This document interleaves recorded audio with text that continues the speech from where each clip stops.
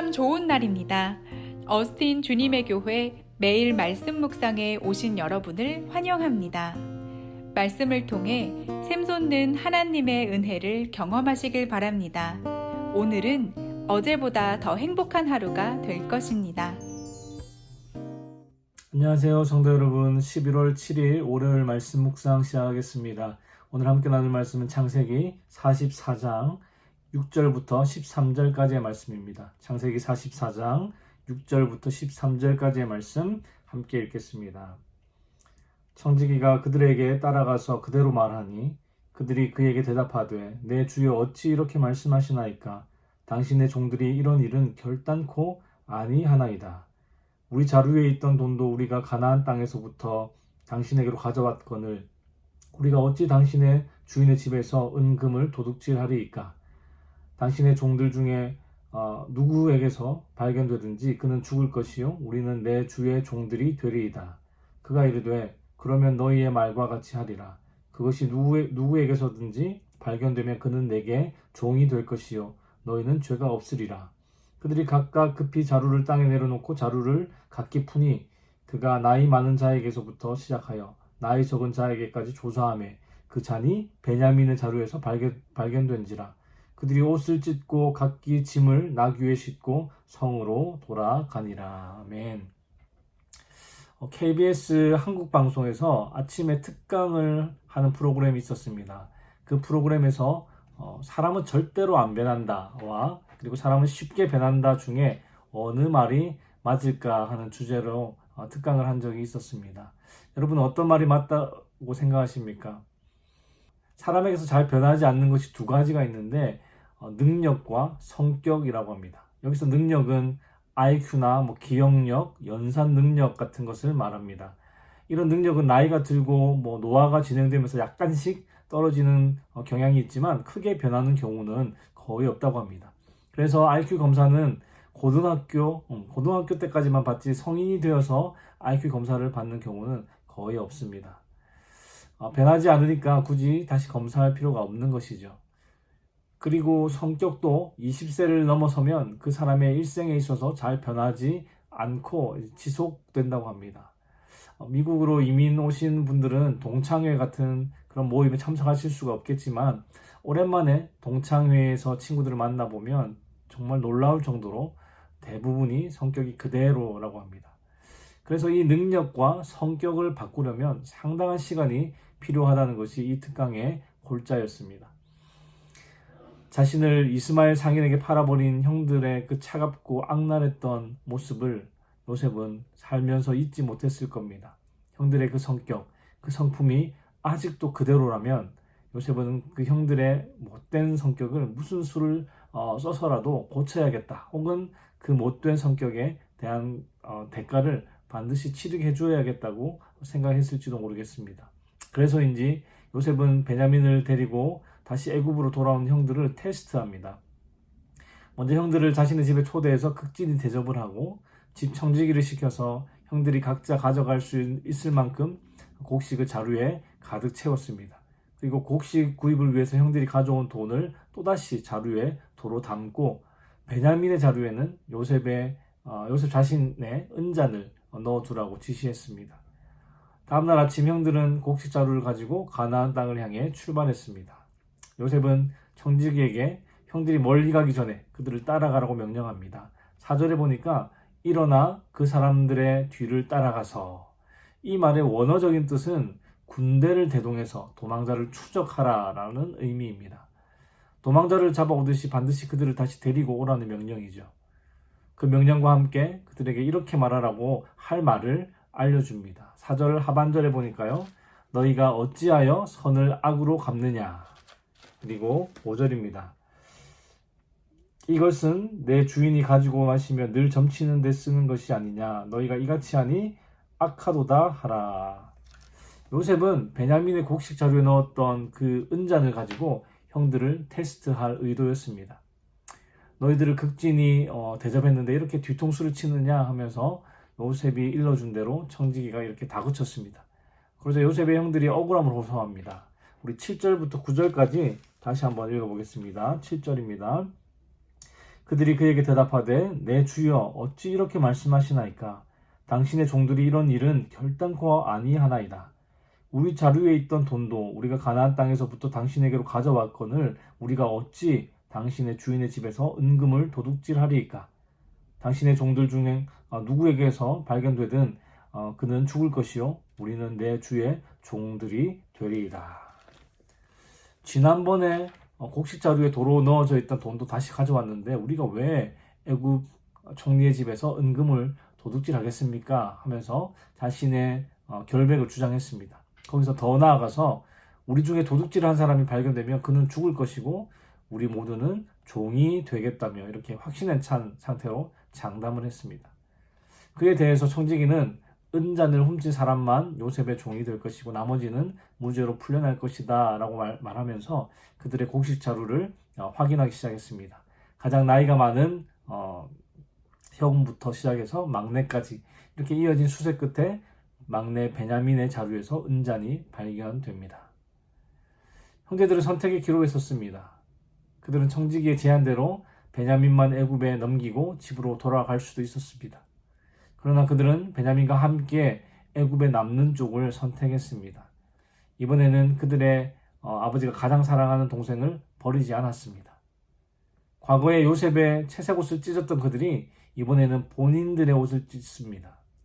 과거에 요셉을 노예로 팔아 넘겼던 그들이 이제는 자진해서 노예가 되는 길을 선택했습니다. 창세기 중간중간에 요셉의 형들이 어떤 성격의 소유자들인지 그렇게 보여주는 장면들이 종종 등장합니다. 자신의 누이인 디나를 더럽혔다는 이유로 세겜 땅의 모든 남자들을 칼로 살인했던 시므온과 레위, 동생 요셉을 구덩이에 던져놓고 앉아서 음식을 먹던 그 형제들, 그리고 돈을 받고 요셉을 노예로 팔아버렸던 형들이었습니다. 그리고 며느리인 다말이 남편이 없는 상태에서 임신을 했을 때 불에 태워 죽이라고 명령했던 유다. 이들의 성격 혹은 인격은 굉장히 성숙하지 못했습니다. 요셉이 30살에 애굽의 총리가 되었고 7년간 풍년의 시간을 보냈으니 지금 요셉의 나이는 최소 38살 이상입니다. 17살에 애굽으로 팔려갔으니 형들을 21년 만에 만난 겁니다. 요셉이 오늘 이 테스트를 통해서 확인하고 싶었던 것은 그 20여 년 동안 형들이 바뀌었는지 그대로인지 그것을 확인하고 싶었습니다.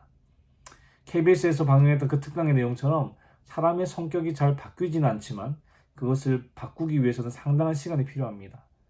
지난 20여 년 동안 요셉의 형들도 수많은 사건과 사고들을 경험하면서 그들의 성격, 인격 혹은 성품이 많이 다듬어졌음을 오늘 사건을 통해서 볼 수 있습니다. 요셉도 이러한 모습을 기대하고 형제들을 모질게 몰아붙였을 겁니다. 그래서 요셉의 이 테스트는 다른 한편으로는 기회였습니다. 형들에게는 용서받을 기회였고 요셉에게는 용서할 기회였습니다. 하나님이 택하신 가정에 오랜 세월 동안 죄책감과 불화가 쌓여 있었습니다. 하나님은 이것을 방치하거나 포기하지 않으시고 결국 그 고질적인 문제들을 드러내시고 또 해결해 주셨습니다. 형들을 시험한 요셉이나 그 시험을 통과한 형제들이나 다 하나님의 돌보심과 계획 가운데 있었던 것입니다. 사랑하는 성도 여러분, 우리는 그리스도 안에서 서로를 형제 자매라 부릅니다. 주 안에서 한 가족이라는 말이죠. 그런데 많은 교회 안에서 서로를 미워하거나 시기하고 질투하는 성도들이 많습니다. 무엇 때문에 마음이 상했는지 얼굴을 보고도 인사하지 않고 그냥 지나가는 성도들도 있고 한 사람에 대한 불만을 뒷담화로 풀어내는 성도들도 있습니다. 다른 성도들에게 사랑과 따뜻함으로 다가가는 성도들도 있지만 반대로 다른 사람을 냉정하고 차갑게 대하는 성도들도 있습니다. 제가 어렸을 때 교회에서 정말 이해할 수 없었던 것이 하나 있었는데요. 장로님 두 분이 서로 원수처럼 지내는 것이었습니다. 두 분 사이에 어떤 일이 있었는지는 모르겠지만 그 두 분이 교회 안에서도 또 밖에서도 일절 대화를 하지 않으셨습니다. 서로 감정의 골이 깊어질 때는 두 분이 서로에 대해서 제 아버지께 이렇게 말씀을 하셨습니다. 아버지께서 중간에서 참 힘드셨을 것 같습니다. 그 두 분이 40년 이상 같은 교회에서 신앙생활을 하고 계신데 제가 아는 한 그 두 분의 관계에 진전은 없습니다. 참 안타깝지 않습니까? 그러나 저는 하나님께서 그 두 분의 관계를 그냥 방치하거나 포기하지 않으실 것이라 믿습니다. 그 고질적인 문제를 드러내어 아프겠지만 수술을 해서라도 해결해 주시리라 믿습니다. 하나님은 그분의 자녀들이 서로 사랑하기를 원하시는 분이기 때문입니다. 그리스도 안에서 우리가 가족이고 또 형제 자매라는 것은 우리가 서로의 처지와 상황을 공감할 수 있어야 한다는 뜻입니다. 사도 바울은 즐거워하는 자들과 함께 즐거워하고 슬픔을 당한 사람들과 함께 슬퍼하라고 권면합니다. 다른 사람의 처지와 상황을 공감하는 것이 이웃사랑의 시작이기 때문입니다. 우리 주변에는 시련과 역경 속에서 힘들어하는 또 슬퍼하는 성도들이 적지 않게 있습니다. 우리에게는 위기에 처한 성도를 함께 도우며 또 그들을 돌볼 책임이 있습니다.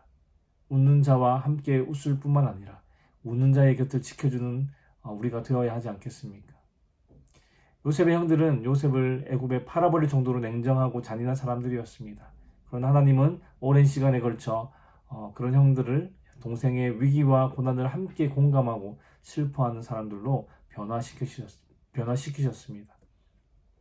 사랑하는 성도 여러분, 오늘 하루 그리고 이번 한 주간 여러분들이 속한 구역이나 공동체에 슬픔을 당한 사람은 없는지 또 힘들어하는 사람은 없는지 한번 돌아보고 그들의 어려움을 공감하며 또 위로해 줄 수 있는 저와 여러분 되시기를 우리 주님의 이름으로 축복합니다. 기도하겠습니다. 하나님 아버지 감사합니다. 오늘도 우리의 삶을 주관하시고 인도하여 주셔서 이 아침을 하나님께 나아감으로 시작하게 하시니 감사합니다. 주님, 오늘 말씀을 통해 변화된 요셉의 형제들을 보았습니다. 차갑고 냉정하고 잔인했던 그들이 오랜 시간 하나님의 연단을 통해 형제를 사랑하고 책임지는 모습으로 변하게 된 것을 보게 됩니다. 하나님께서 선택하신 한 가정이 시기와 질투, 미움과 폭력으로 깨어졌고 그 가정은 죄책감과 또 불화로 가득했습니다. 그러나 그 가정의 문제를 드러내시고 고치시기 원하시는 그 하나님의 마음을 말씀을 통해 깨닫습니다. 하나님, 주님의 교회를 포함한 이 땅의 많은 교회들은 서로를 형제자매라 여기는 공동체입니다. 그러나 이 교회 안에서 얼마나 많은 관계에 어려움들이 있는지 모릅니다. 주님, 우리를 단련시켜 주시고 붙들어 주셔서 즐거워하는 자들과 함께 즐거워하고 또 우는 자들과 함께 울어주며 그들의 아픔과 슬픔을 공감하는 성숙한 하나님의 사람들이 다 되게 하여 주시옵소서. 이번 한 주간 우리가 속한 공동체를 돌아보며 우리가 공감해주고 위로해 주어야 할 지체들은 없는지 돌아보고 사랑을 실천할 수 있는 그 마음을 우리 가운데 부어 주시옵소서. 주님, 오늘 하루도 주께서 주시는 힘으로 또 은혜로 살아가기 원합니다. 주의 도우심으로 승리하는 하루 되게 하여 주시옵소서. 감사를 드리며 예수 그리스도의 이름으로 기도하였습니다. 아멘. 월요일 기도 제목으로 함께 기도하시겠습니다. 첫 번째, 한 주간 예수의 흔적이 있는 삶이 되도록 기도하실 때에 우리의 가정, 직장, 사업, 학업의 터전에서 나의 말과 행위를 통해 그리스도가 드러나게, 그리고 코로나로 인해 신앙생활이 나태해지지 않도록 기도하시기 바랍니다. 두 번째, 코로나 방역과 종식을 위하여 기도하실 때에 성도들을 바이러스로부터 보호하시도록, 그리고 성도들의 사업과 직장을 지켜주시도록 방역 당국의 지혜를 주시어 최선의 방역이 이루어지도록 기도하시기 바랍니다. 그리고 세 번째, 선교사님들을 위해 기도하실 때에 태국의 전운주 선교사님, 브라질의 김창현 선교사님, 하이티의 박동환 선교사님을 위해 기도해 주시기 바랍니다.